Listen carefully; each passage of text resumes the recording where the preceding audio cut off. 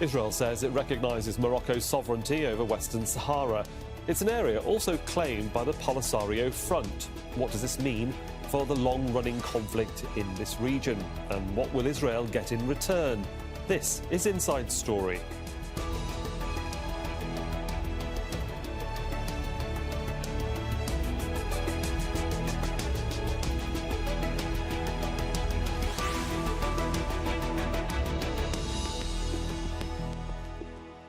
Hello, welcome to the programme. I'm Sahil Rahman.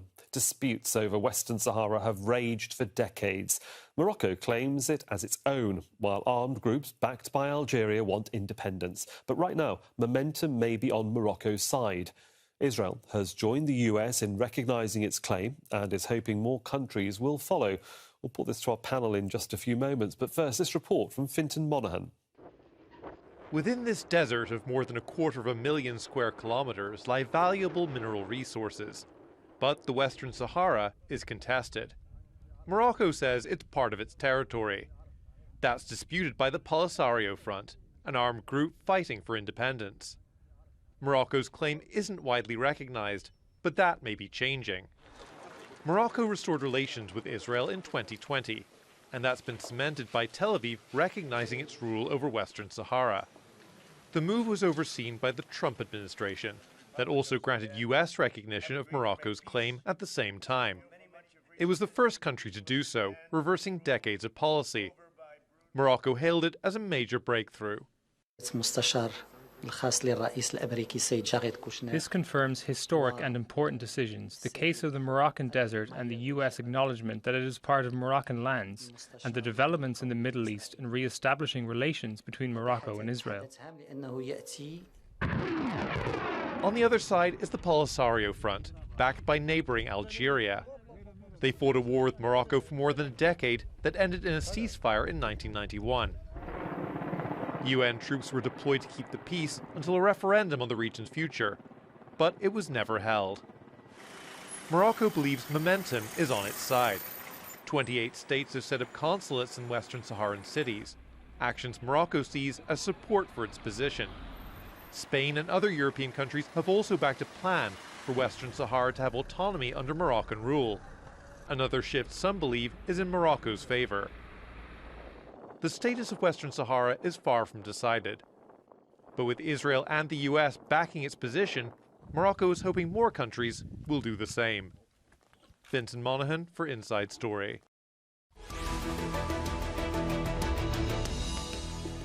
So let's bring in our guest for this edition of Inside Story. In Rabat is Abdelmalek Alawi, the president of the Moroccan Institute of Strategic Intelligence, as a think tank.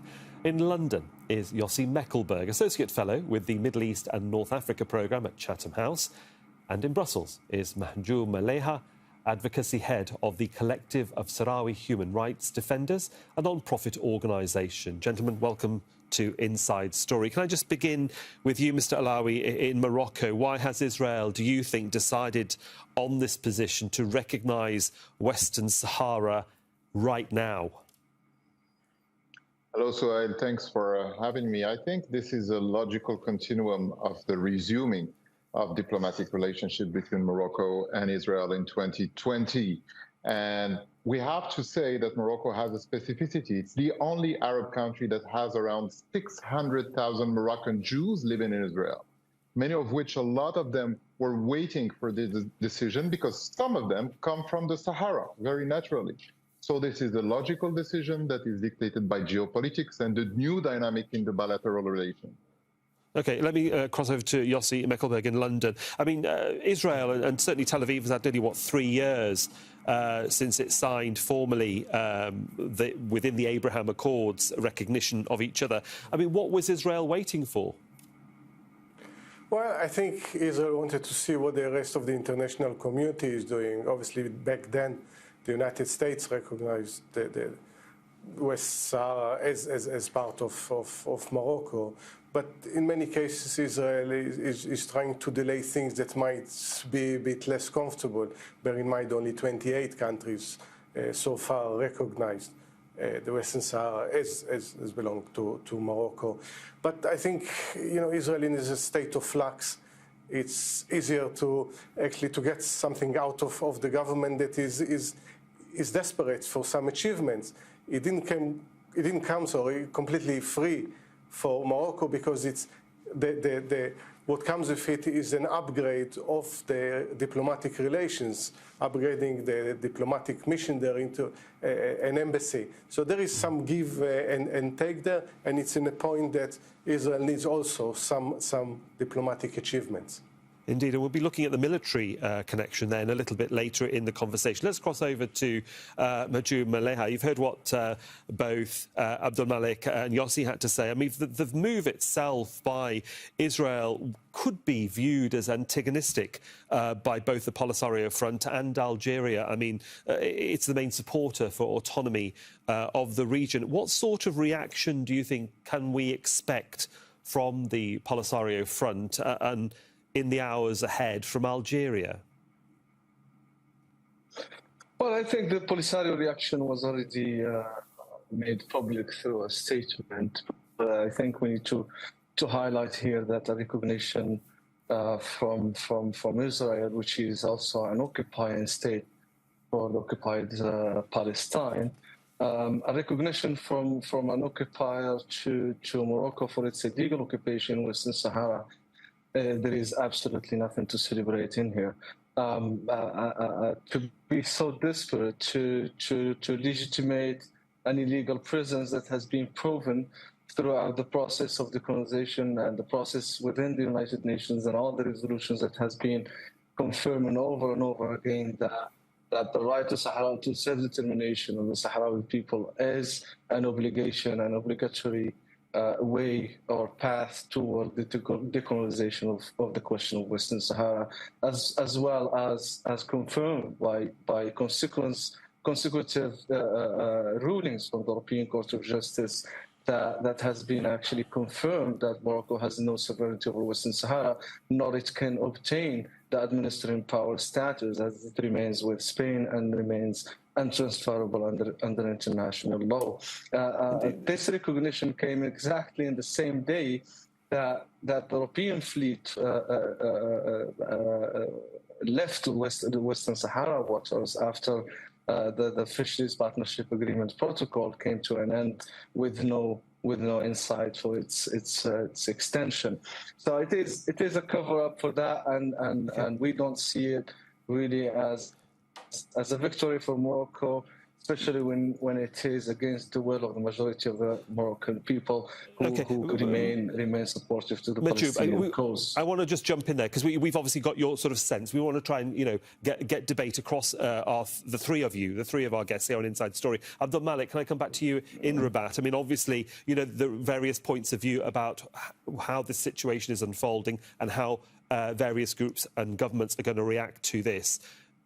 For decades, though, we've seen. Sorry, the question actually is coming.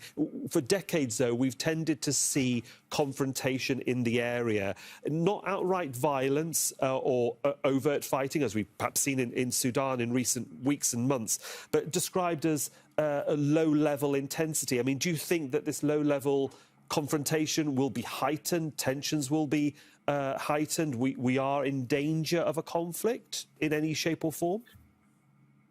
Well, the view from Rabat is that it is very much improbable that we will have an escalation. But if we build on that, we have to understand history and we have to understand facts. As much as I'm interested in conspiracy theories that are dropped by Algerian diplomacy, we have to state very simple facts. There is a big paradox in the world today. The whole international community is screaming and shouting about separatism in Ukraine. But yet, some part of this international community is not that enthusiastic about recognizing the legitimate rights of Morocco over the sovereignty of Sahara. In Morocco, we are peace brokers. We are agents of union.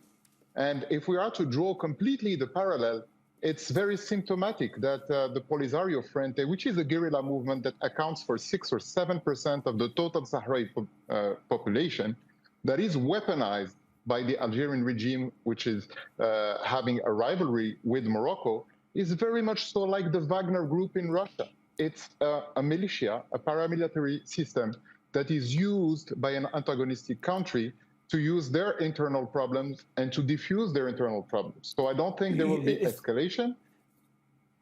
Sure, you were that's asking fine. There might not be escalation, but certainly on the political front, if we just go back to August 2022, Rabat recalled back the Tunisian ambassador from Algiers when there was an investment conference being hosted by Algiers, and they invited the head of the Polisario Front, Brahim Ghali. I mean, you say you're peace brokers, but again, you are also very sensitive to the regional movements of the Polisario Front and who they meet and who they don't.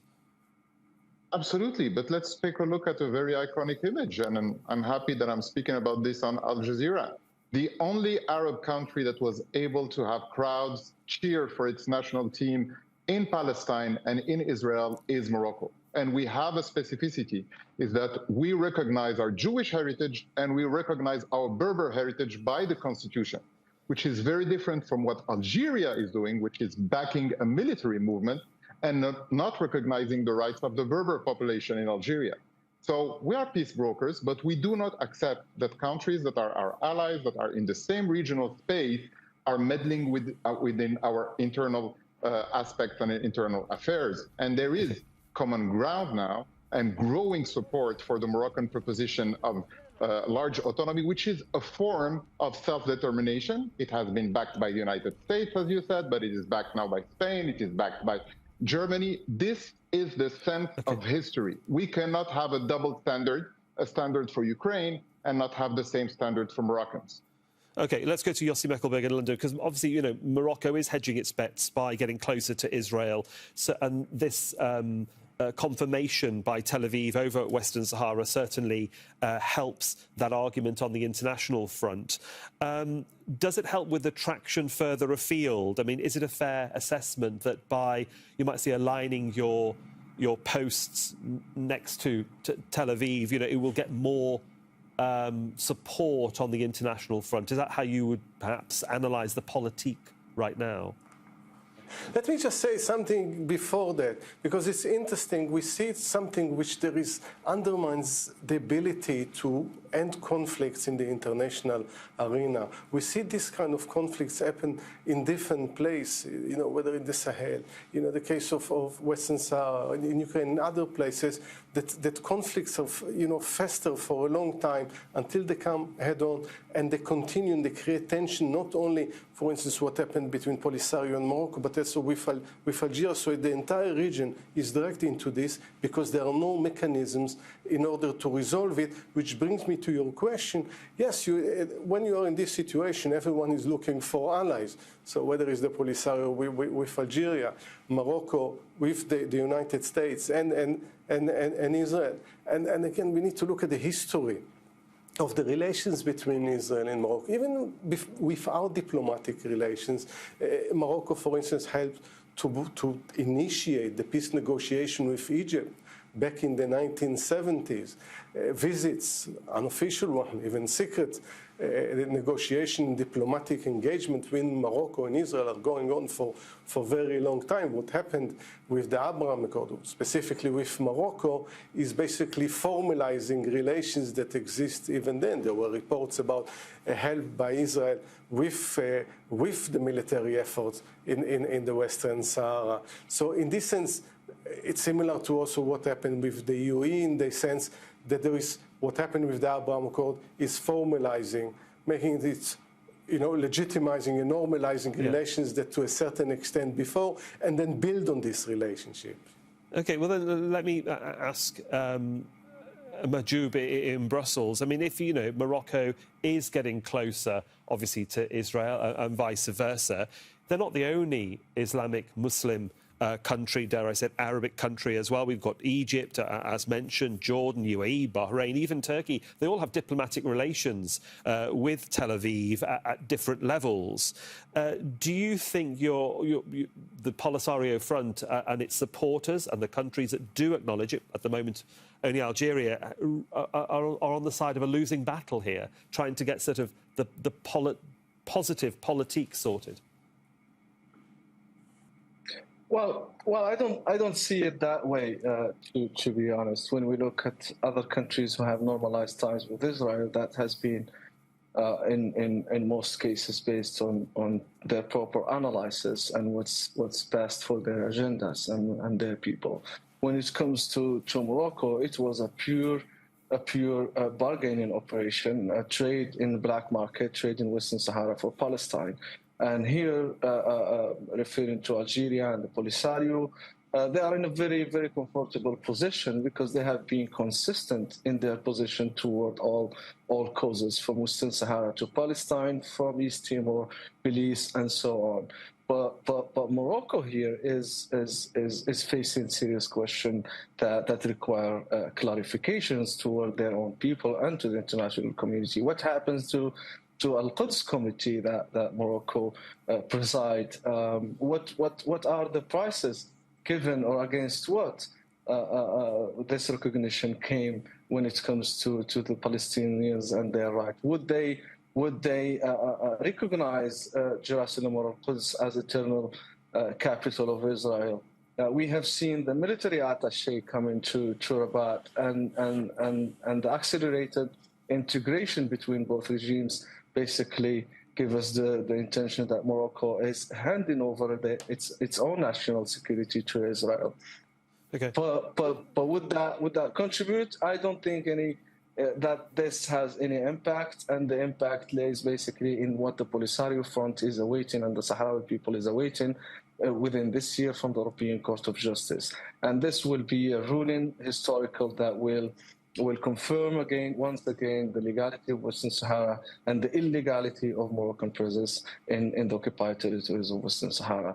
To provoke the neighbors by involving other parties would not be the right path to take, especially when we compare or when we look at the geopolitics right now. Comparing this with Ukraine, I think the international community, and especially the West, would face a serious problem with its controversiality and inconsistency in foreign policies. When we are against occupation in Ukraine, you cannot be supportive to occupation in Western Sahara. I'm just going to jump in there because I don't want to get us too bogged down in the Ukraine issue, which I also appreciate. There are similarities, or could be, in the future. We really want to keep it to what's going on now. Abdul Malik Alawi, I mean, does becoming closer to Israel distance Morocco from sort of the larger Islamic world? There's a great deal of tension between Israel and other Muslim countries that are very supportive of the Palestinian cause and the right to statehood. We can't ignore it. It's happening on a daily basis. Jenin was a classic example of what we've seen over the last few weeks, which has shocked millions who've seen those pictures. What is Morocco's strategy in dealing with Tel Aviv when it comes to the Palestinians? You can't ignore the issue because you're closely involved in the Arab League and also in the Organization of Islamic States. I don't think that Morocco is ignoring at all the issue, and the position of Morocco under the leadership of His Majesty the King has been crystal clear from day one. In Morocco, we believe in a two-state solution, and His Majesty the King is the chairman of Al-Quds Committee. So every single Moroccan and taxpayer Moroccan is giving part of his revenue to the Al-Quds Committee in order to rebuild the ancient quarters of Jerusalem. So this is something that is at the heart of the conversation in Morocco. But we do believe that you cannot make peace and you cannot have a conversation with someone you don't speak to. It needs two to tango. It's a very personal thing for all Moroccans. We're very much attached to the Palestinian cause, and the Moroccan government was very clear in condemning some of the attacks by the Israelis on the Palestinians. But we are, as I said, also in a tradition of peace brokerage by Morocco. It was the leadership of His Majesty the King who enabled the reopening of a very important gate between Jordan and Israel. So we do believe that diplomacy works. And, you know, as it is for Palestinians, it's very important for Moroccans. Sahara is very important for Moroccans. If I take a personal example, I come from a Sahrawi family, and I'm as Moroccan as Minti. So we have to stop opposing the fact that we can have diplomatic relationship with Israel and ask them the tough questions and ask them the tough questions about Palestine. And at the same time, we can support the Palestinian people. This is the Moroccan position. a position of balance and a position of moderation. We've certainly got that cleared up. Yossi Mechelberg, can I come to you in London? Because the one thing that is very evident in Israeli politics right now is that democracy can easily head back to the polls if the public are not happy. And we've seen election after election, certainly 4 over the last few years. Do you find it interesting that Morocco and its leadership has decided to cultivate a relationship with the military more so than, you might say, the politicians? It's been an easier conversation to have. Hence, we've seen these arms sales, which I'll talk about in a little while, and this military attaché, who happens to be of Moroccan descent and a Jew from Haifa. How do you assess that connection and the strategy that Rabat has with Tel Aviv when it comes to, you might say, arms sales? I think some people still don't recognize the depth of the constitutional crisis in Israel, that it's the deepest since the establishment of the country in 1948. And there is an effort there which I think is artificial in differentiating, compartmentalizing between, yes, the diplomatic relation, the Palestinian issue, military relations with Israel. Yes, Israel is a major supplier of weapons, and which many countries would like to purchase, especially when they are in a state of conflict. But at the same time, not recognizing or turning a blind eye, but by purchasing these weapons, they supporting a country that is occupying millions of people and depriving them of basic human rights. And I think it goes back to what the previous speaker said.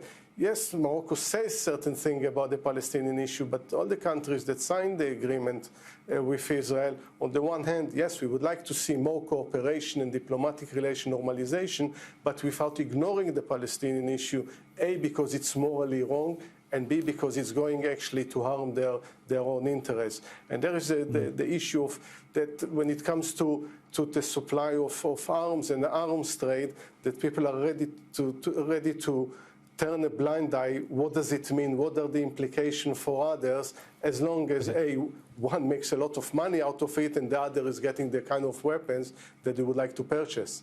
Yeah, let's just give our viewers a little bit of context about this, because a major element of the warming ties between Morocco and Israel has been the arms sales. The deals are worth hundreds of millions of dollars and give Morocco access to high-tech weaponry. This includes the Merkava tank, an advanced piece of hardware that Israel has never sold to another country before.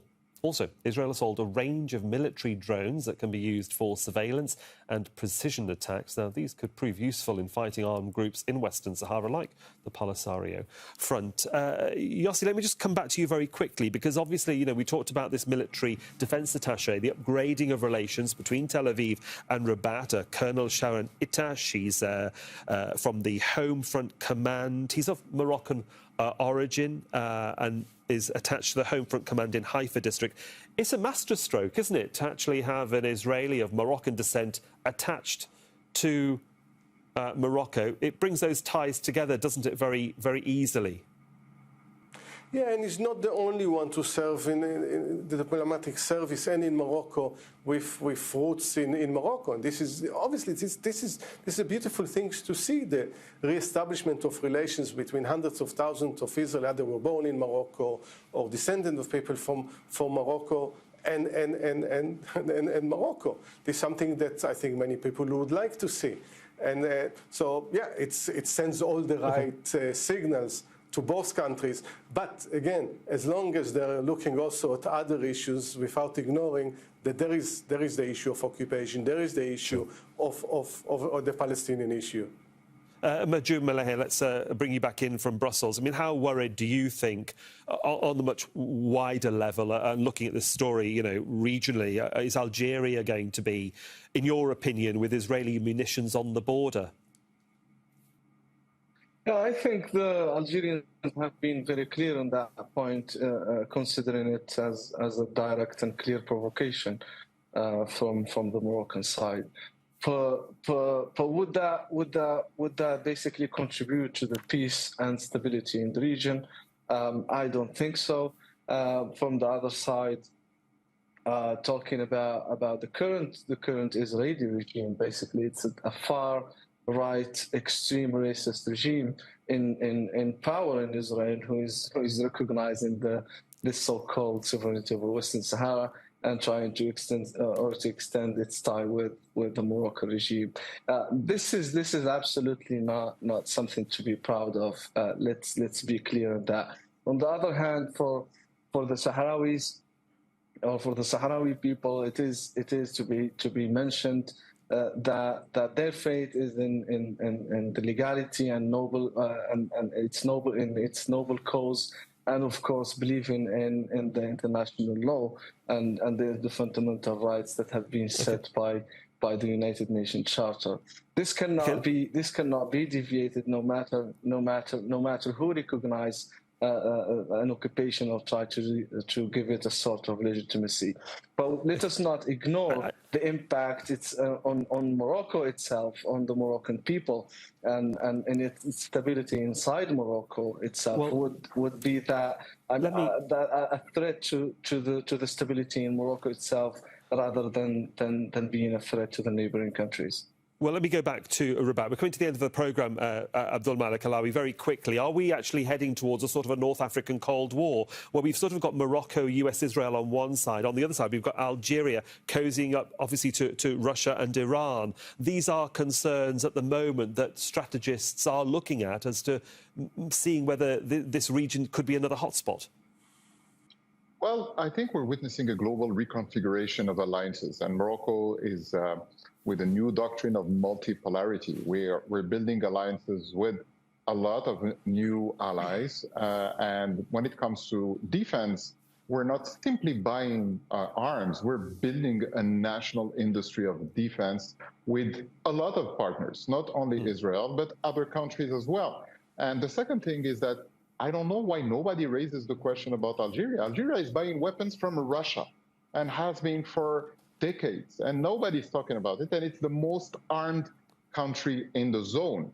And when it comes to Morocco, I mean, we just stick to facts. It's the stablest country when it comes to institutions and when it comes to macroeconomics, and the most vivid and important industrial hub in the region. So I would say, maybe there is a Cold War, but there is one country on the rise, which is Morocco, and there is a country that is depending on extractive industries and oil, which is Algeria. We'll see which country is making the winning bet for its people and for the stability of its country. There, sadly, we will have to leave it. I'm sure we'll continue to follow this story very closely on Inside Story. For the moment, thank you to all of our guests, Abdul Malik Alawi, Yossi Meckelberg and Mahjou Maleha. And thank you, of course, for watching too. You can see the programme again anytime by visiting our website at aljazeera.com. And for further discussion, go to our Facebook page. That's facebook.com/AJ Inside Story. You can also join the conversation on Twitter. Our handle there is @AJ Inside Story. From me, Sahil Rahman, and all of the Inside Story team, thanks for your time and your company.